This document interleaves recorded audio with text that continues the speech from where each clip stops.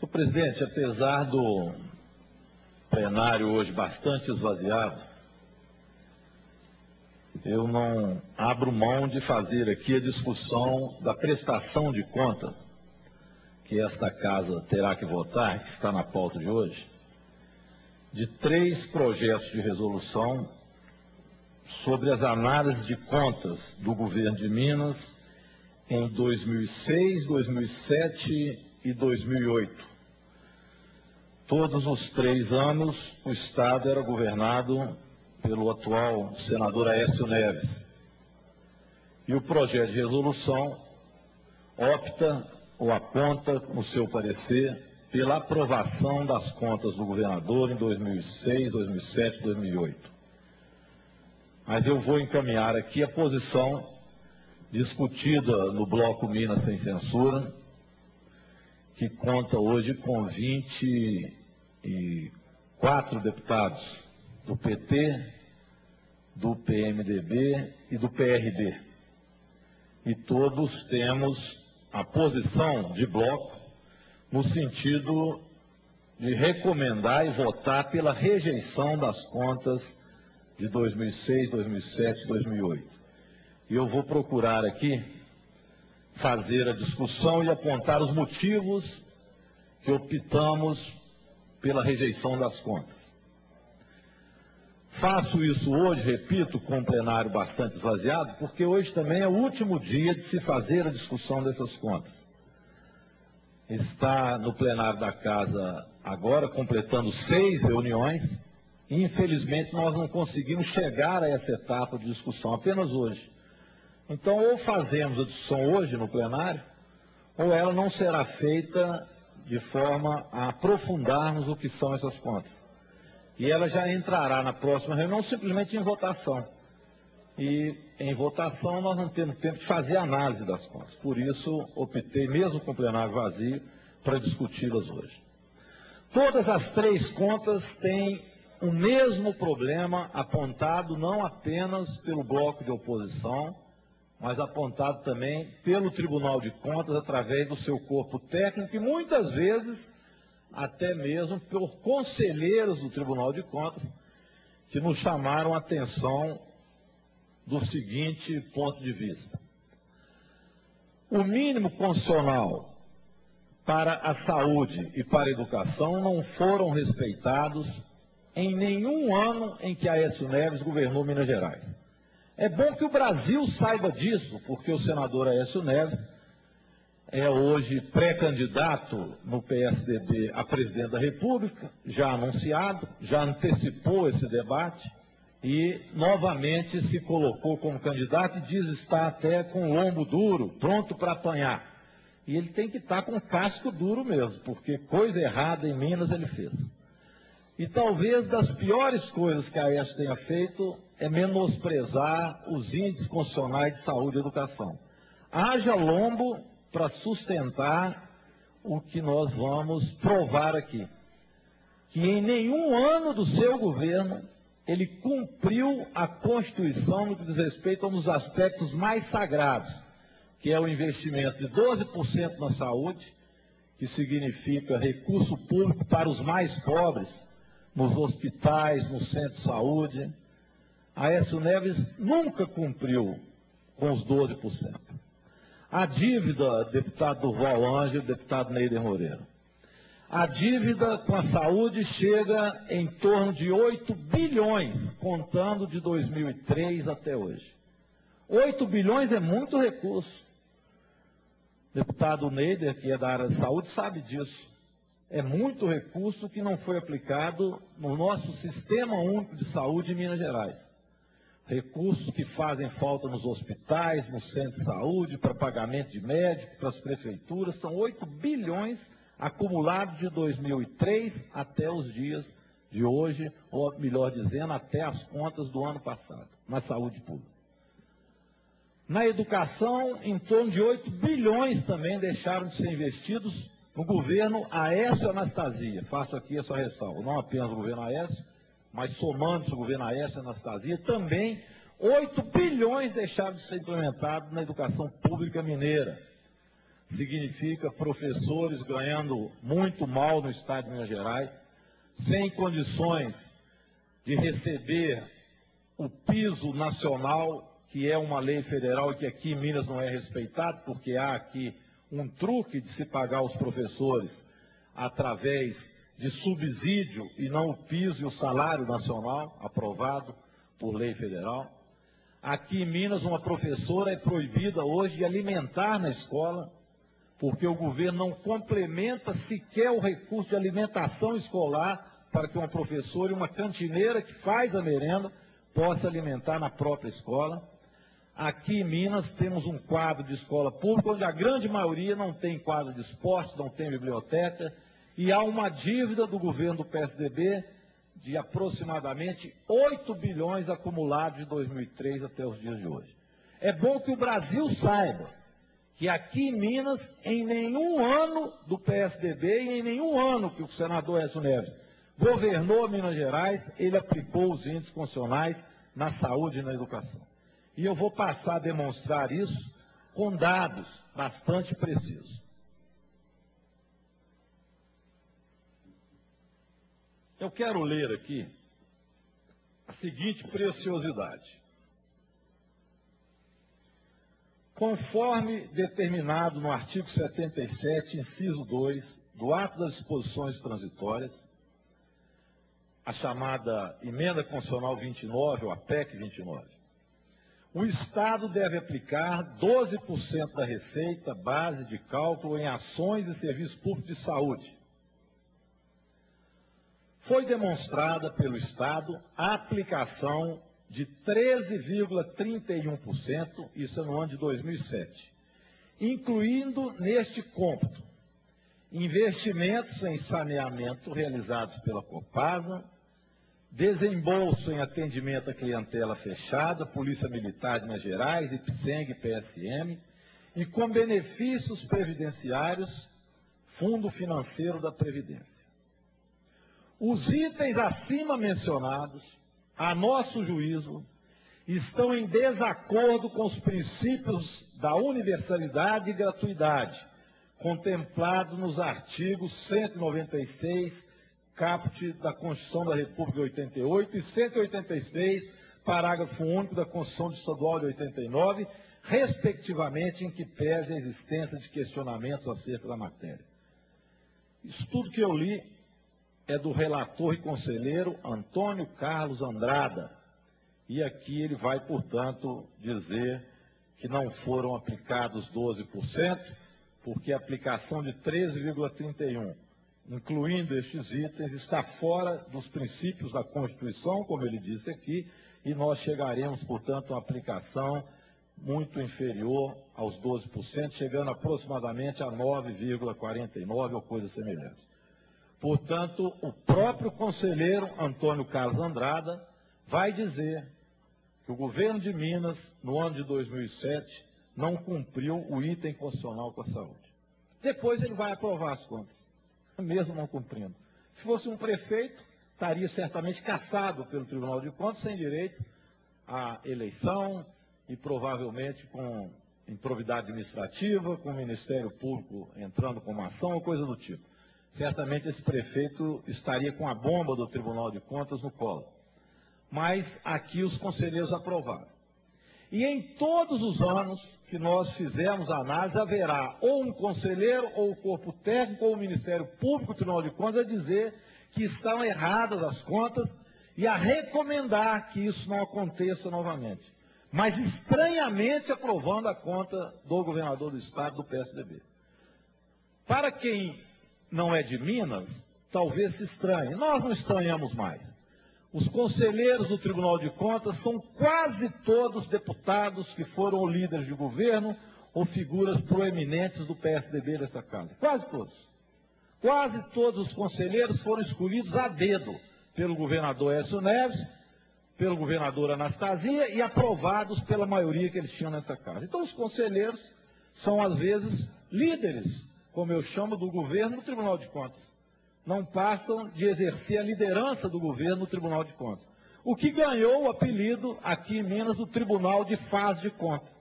Por isso as contas lá são aprovadas. Mas todo ano o próprio corpo técnico faz questão de dizer, não cumpriu o item constitucional da saúde e educação. E nós sabemos que se um governo não cumpre a Constituição, ele não pode ter sua conta aprovada. É assim que funciona. A Constituição não foi respeitada nos seus índices fundamentais, não se pode aprovar a conta de um governador. Mas aqui se aprova. O Tribunal de Contas remete a conta com esse parecer favorável, demonstrando que não houve o cumprimento, e mesmo assim a Assembleia Legislativa, que aqui em Minas, para quem não conhece, pode estranhar, mas nós conhecemos, tem também uma Assembleia homologatória. A Assembleia aqui não é a Assembleia Legislativa do Estado de Minas Gerais. Como diz o deputado Sávio Souza Cruz, é uma Assembleia homologativa. Aqui simplesmente se homologa o que o governo quer. Então, estas contas, mesmo estando em desacordo com o preceito constitucional de investimento na educação e saúde, será aprovada nessa casa e poucos deputados têm a paciência sequer de escutar os argumentos da oposição. Por isso, no momento, estamos eu e o Neider aqui, o Neider presidindo e eu falando, mas prestando pelo menos uma satisfação ao povo mineiro e cumprindo com a minha obrigação de demonstrar que estas contas do governador estão em desacordo com a Constituição e não poderiam ser aprovadas. Não seriam aprovadas em câmaras municipais da maioria dos municípios do país, se ficasse provado que um prefeito não cumpriu o índice mínimo com a saúde e com a educação. Mas no Estado de Minas Gerais, o governo tem o controle absoluto, como eu já mostrei aqui do Tribunal de Contas e da Assembleia Legislativa. Amanhã, deputado Neider, colegas da imprensa que estão aqui, poucos também, nossos que nos assistem hoje, companheiros da TV Assembleia, telespectadores e os que me ouvem aqui hoje no plenário desta casa. Amanhã não sairá uma linha sequer, e não sairá dia nenhum uma linha sequer na imprensa mineira dizendo que o governo de Minas não cumpre o mínimo constitucional. Não sairá. Os jornais, as televisões, as rádios estão completamente também dominadas e há muito pelo governo do PSDB. Estão cercadas de verbas publicitárias através da ação da irmã do senador Aécio Neves, Andréia Neves, que até hoje, com mãos de ferro, controla a imprensa mineira. Então não sairá, como nunca saiu, uma linha sequer na imprensa mineira do que acontece com as contas do governo de Minas Gerais. Sai na TV Assembleia, quando eu falo ao vivo, se também a luz solar não tiver alguma intervenção no sinal da TV Assembleia. Costuma ter também. De vez em quando, os raios solares fazem uma intervenção misteriosa e o sinal da Assembleia some. Espero que hoje essa linha misteriosa do além não interrompa o pronunciamento.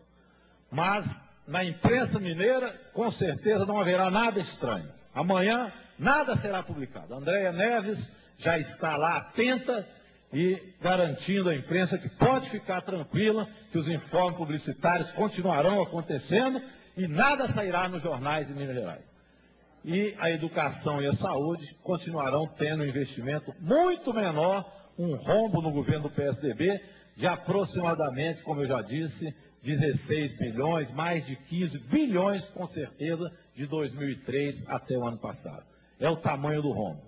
Mas isso não sai na imprensa mineira.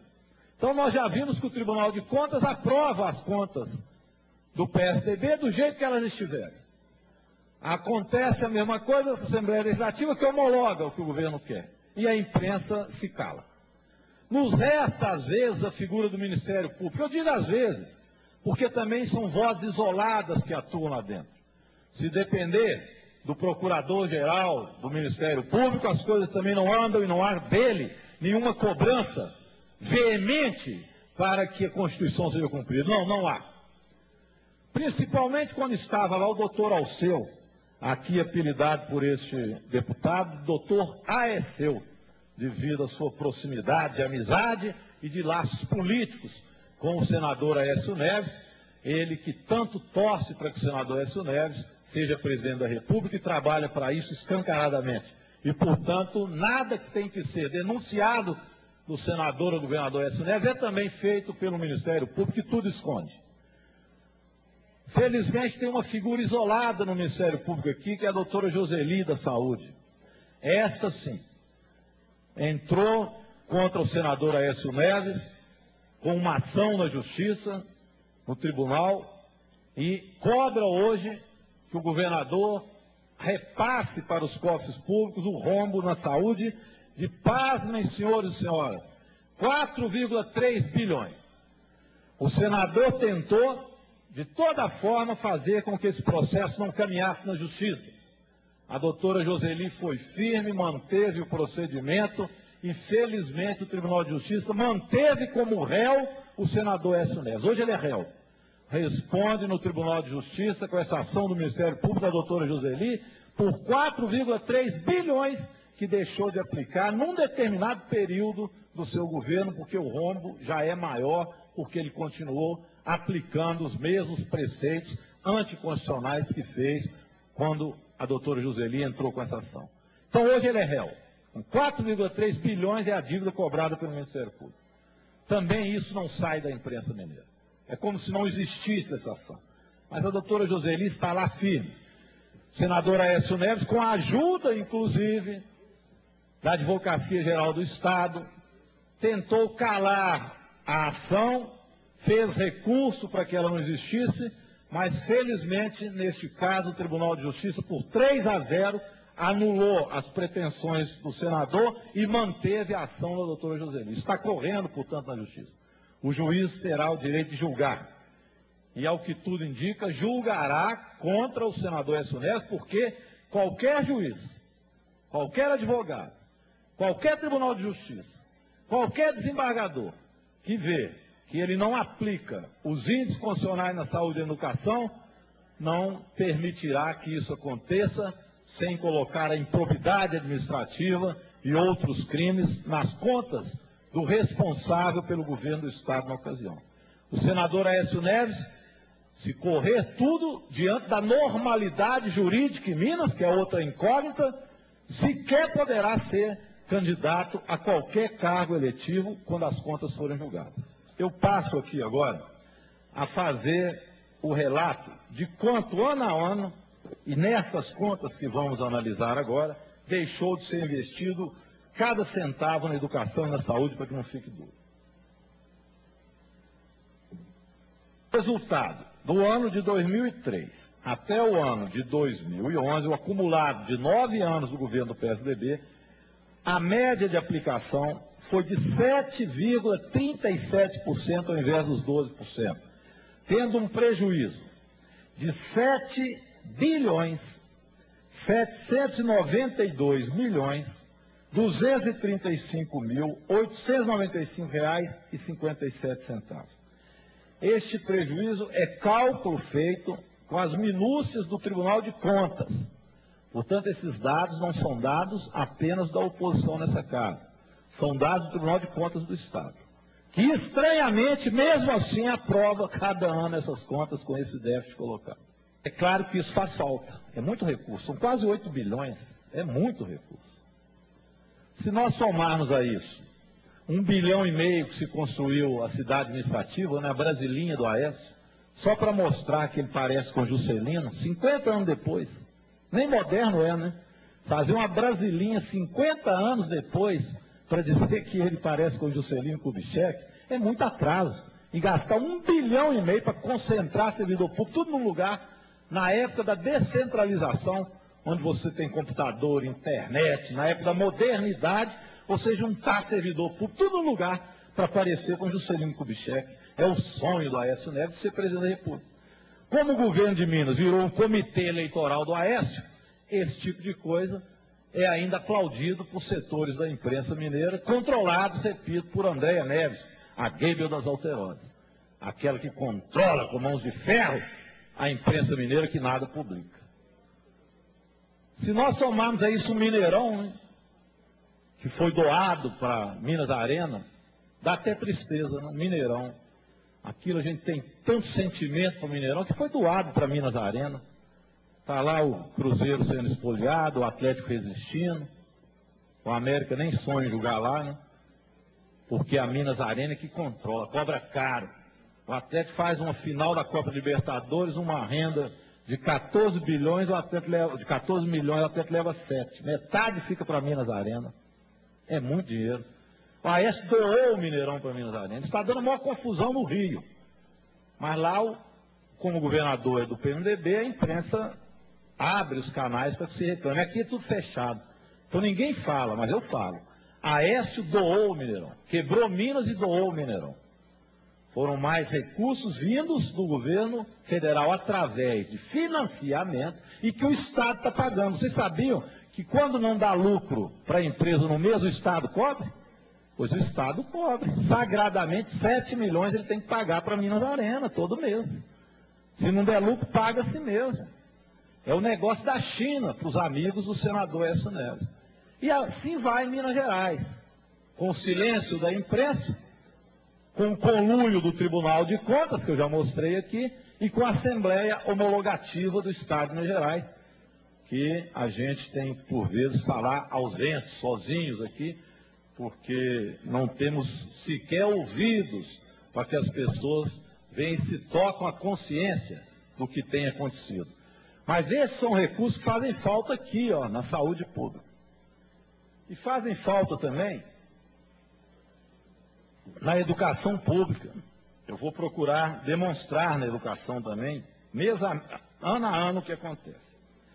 No caso da saúde, pessoal, o truque, vocês já entenderam, já disse aqui muitas vezes. Todo cidadão de Minas que consegue ouvir isso, quando a imprensa permite, aqui na TV Assembleia é permitido que a gente fale, mas na saúde o truque é simples. Eles pegam dinheiro que a Copasa investe em saneamento e dizem que é da saúde. Só que dinheiro da Copasa não é dinheiro do erário público. Portanto, não pode ser considerado investimento do governo. Ali é uma empresa que todos nós, cidadãos, pagamos pela água. Então, não pode ser considerado ali um investimento de saneamento e saúde, porque a Copasa é uma empresa que cobra. O que tem que se aplicar de 12% é do dinheiro do orçamento do Estado e não da empresa. Essa que é a diferença colocada. Aí que está o truque na saúde pública. Isso nunca foi permitido nem antes da regulamentação da emenda 29, sempre foi muito claro.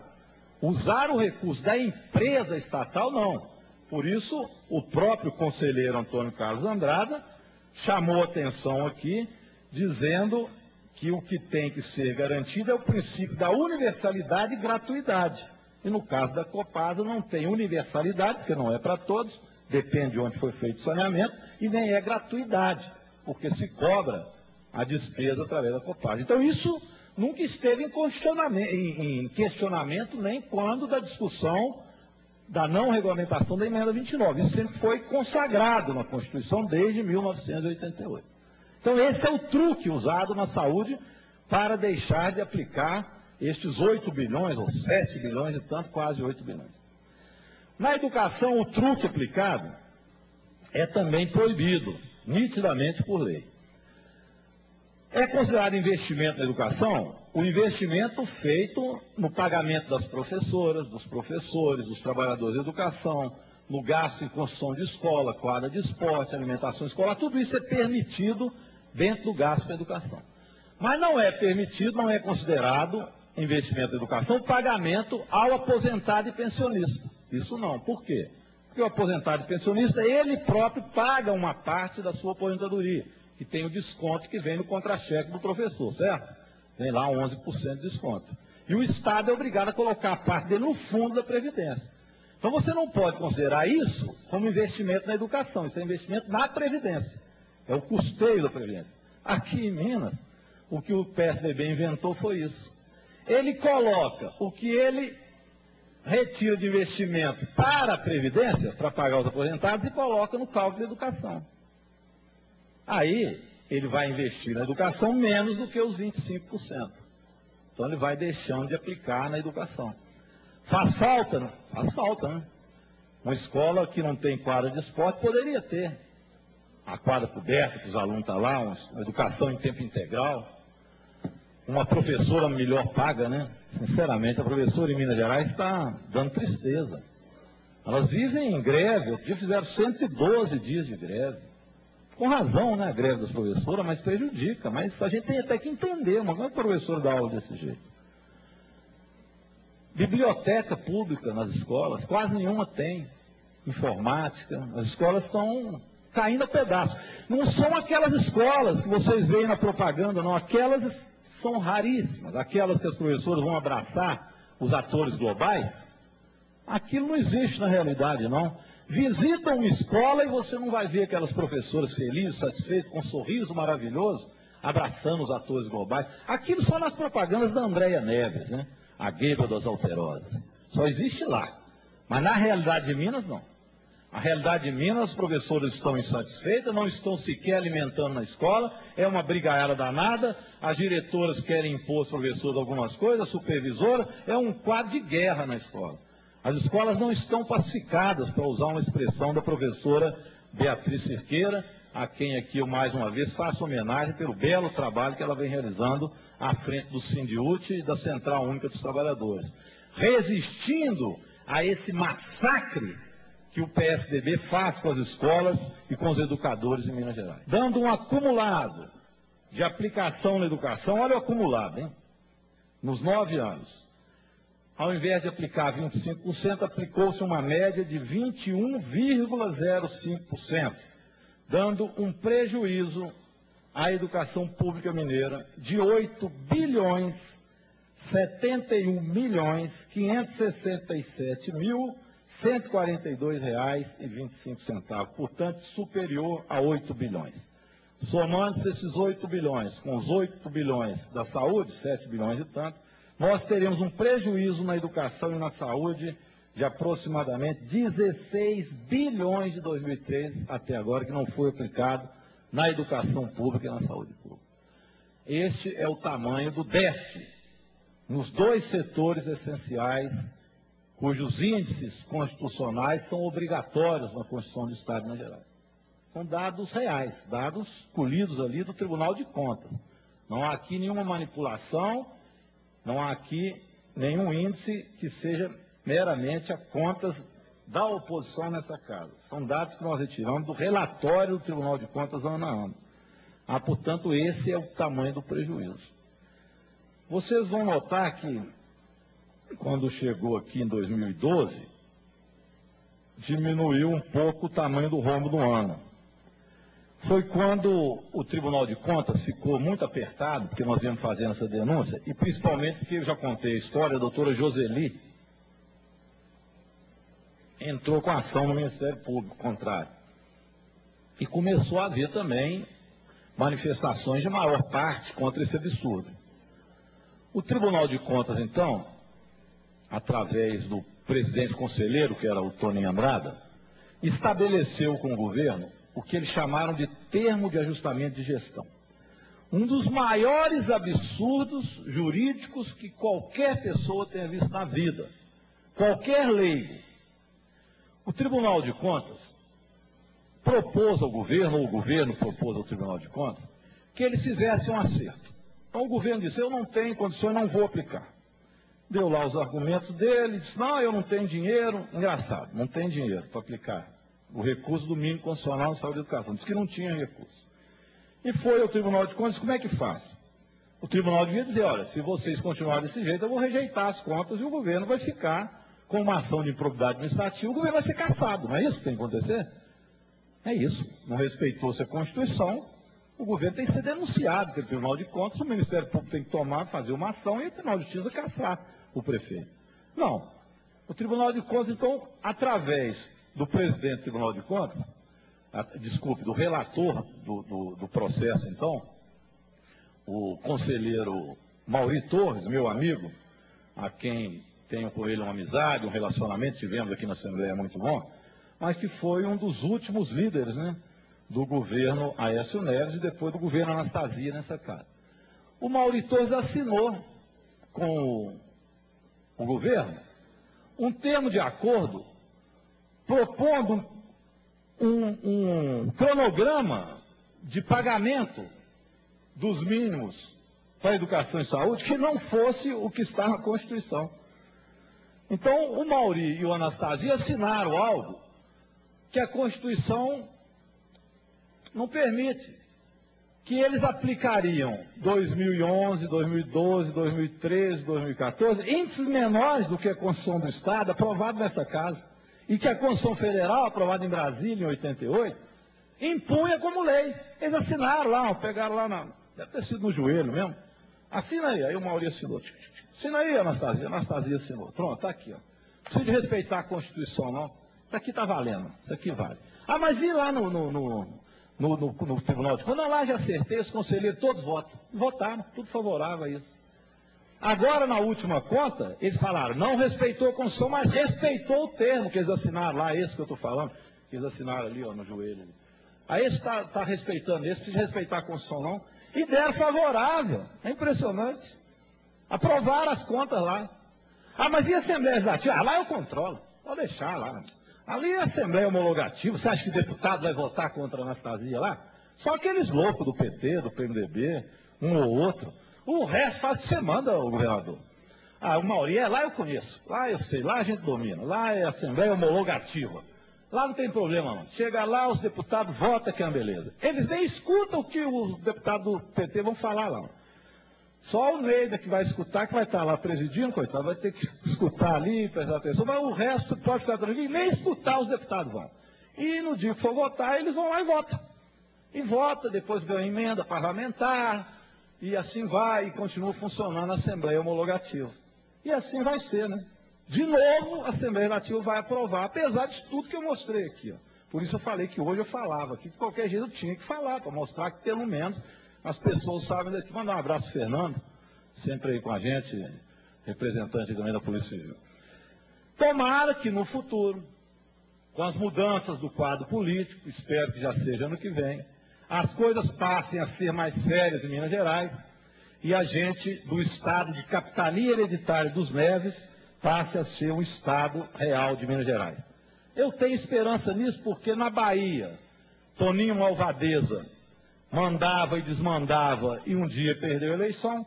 Eu acho que aqui em Minas Gerais também o Aecinho Malvadeza vai um dia deixar de mandar no estado de Minas Gerais, como manda até hoje, com muitos recursos que advêm do recurso público e com um governo que é um verdadeiro comitê eleitoral do senador Aécio Neves. E quem sabe um dia a imprensa será até livre para poder omitir as suas opiniões e colocar questões que não agradem totalmente a um determinado governo. Quem sabe? É sonhar muito, mas se a gente não sonha, deixa de viver, não é isso?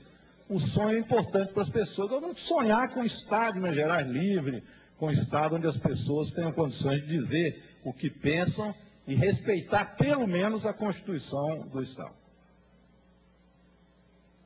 Eu espero que tenha ficado claro a motivação nossa, por que nós estamos votando contrário a aprovar as contas, e o resultado da rejeição das contas, caso isso ocorresse, também não vou vender ilusões, a Assembleia Legislativa jamais vai votar contra as contas do governador, por mais que a gente mostre aqui a realidade, mas as consequências disso seriam, inclusive, uma ação de improbidade administrativa. O Ministério Público já entrou com uma ação, e nós, do Bloco de Censura, também, eu estava esquecendo de dizer isso, entramos também com uma ação para pedir a nulidade desse TAG, desse termo de ajustamento de gestão que eu coloquei aqui. Também, neste caso, nós conseguimos, por 3-0, aprovar no Tribunal de Justiça que fosse acolhida a nossa ação. Acolhida. Então, ela será julgada. Porque o governo também tentou uma manobra para que sequer a nossa ação popular fosse acolhida. O Tribunal de Justiça analisou e disse que tínhamos razão em apresentar a ação. Agora vai julgar o mérito da ação, que é a nulidade desse TAG. O que me parece óbvio, né? O que nós estamos dizendo é só isso. O TAG, um termo de ajustamento de gestão, não pode ser assinado se ele supera ou ele vai contra a Constituição Federal e a Constituição Estadual. Você não pode fazer um termo de ajustamento de gestão que fira a Constituição. A Constituição vale mais do que um termo de ajuste de gestão, todo mundo sabe disso. E, portanto, tem que ser anulado o termo de ajuste de gestão que foi assinado. O juiz do Tribunal de Justiça, por 3-0, disseram que nós temos razão na apresentação e também será julgado esse TAG. Então eu espero duas notícias boas para esse ano. Anular esse TAG e obrigar o governo a investir ainda esse ano o percentual da educação e saúde, que não está previsto. Assim, essa é outra questão importante. Não está previsto para esse ano, de novo, a aplicação na saúde e na educação do mínimo constitucional. Então, este ano também, educação e saúde terão menos recursos do que o que manda a Constituição, esse ano agora. E apenas no ano que vem é que teria uma previsão de acatamento desses ajustes na educação e saúde. Isso pelo TAG. Então é preciso anular o termo de ajuste de gestão para que a gente já tenha desde esse ano e também, evidentemente, cobre do Estado a recomposição dos recursos que a educação e saúde não receberam. De uma forma ou de outra isso terá que ser feito. Não pode o prejuízo da Constituição e do Estado com a irresponsabilidade que o governo fez desde o ano de 2003. Aqui eu faço um apelo, né, ao povo de Minas Gerais, principalmente, aos telespectadores da TV Assembleia, que fiquem atentos, que acompanhem a votação na semana que vem das contas do governador, que guardem esses números. Eu vou ler, inclusive, pausado, o cumulativo do que deixou de ser investido na saúde e educação. Guarde esses números. Acompanhem a votação no plenário da Casa. A Assembleia Legislativa agora, todo voto é aberto, não existe mais o voto simbólico. Então, já na semana que vem, quando for votado, todo deputado terá que votar sim ou não, aprova ou não as contas do governador, por exemplo, e será no painel computado o voto de todos, sim ou não, de todos os deputados. Não vale mais o voto simbólico nem o voto secreto. Foi um avanço, né, da Assembleia Legislativa, em que todos os deputados votaram favoráveis. Eu, mais uma vez, justifico a votação que faremos semana que vem, contrário à aprovação das contas do governador no ano de 2006, 2007 e 2008. Depois virão as outras contas. A conta relativa a 2011, que é a última que está aqui nas comissões para ser apreciada, já tem um substitutivo do deputado Salvo Souza Cruz, líder do nosso bloco, onde ele também optou na comissão por orientar o voto pela rejeição das contas do governador Anastasia relativa ao ano de 2011. Senhor presidente, muito obrigado pela tolerância, agradecer aí aos telespectadores da TV Assembleia, a bancada de imprensa e a todos que puderam nos escutar. Muito obrigado.